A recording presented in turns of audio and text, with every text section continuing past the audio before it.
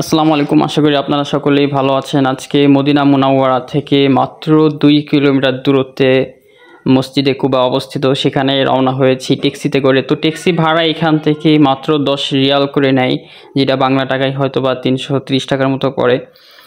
তো এখানকার যাওয়ার পথে রাস্তাটা অত্যন্ত চমৎকার, মনোমুগ্ধকর, এক কথায় অসাধারণ। সৌদি আরবের অবকাঠামো উন্নয়নটা সত্যি অসাধারণ। বিশেষ করে রাস্তার যে উন্নয়নটা এবং রাস্তা পরিষ্কারের যে ব্যাপারটা, তারা খুবই সিরিয়াস।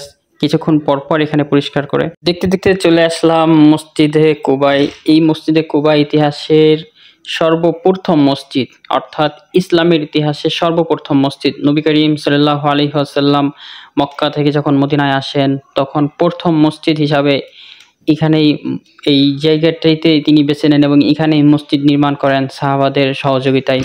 তো আজকে যেহেতু ঈদের দিন হওয়ার কারণে স্থানীয় যারা মুসল্লি তারা এসেছেন, যারা হাজী সাহেবরা আছেন তারা এসেছিলেন। তিরমিজি শরীফের ৩২৪ নম্বর হাদিসে এসেছে, যে ব্যক্তি মসজিদে কুবায় ২ রাকাত নামাজ পড়বে, তিনি যেন একটি উমরা হজ করার যে সওয়াব, আল্লাহ তাকে সেই উমরা হজ করার সওয়াব দিবেন।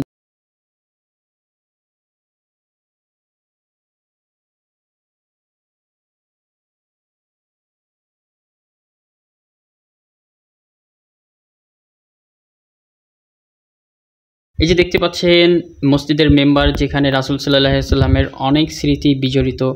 এখানে রাসূল সাল্লাল্লাহু আলাইহি সাল্লাম নামাজ পড়িয়েছেন, সাহাবারা নামাজ পড়িয়েছে এবং রাসূল সাল্লাল্লাহু আলাইহি সাল্লাম কখনো মুসল্লি হয়েছে, সাহাবারা নামাজ পড়িয়েছেন। তো এই মসজিদে রাসূল সাল্লাল্লাহু আলাইহি সাল্লামের অনেক স্মৃতি বিজড়িত। যেহেতু ইতিহাসের প্রথম মসজিদ এটির গুরুত্ব ইসলামের ইতিহাসে অক্ষরে লেখা থাকবে।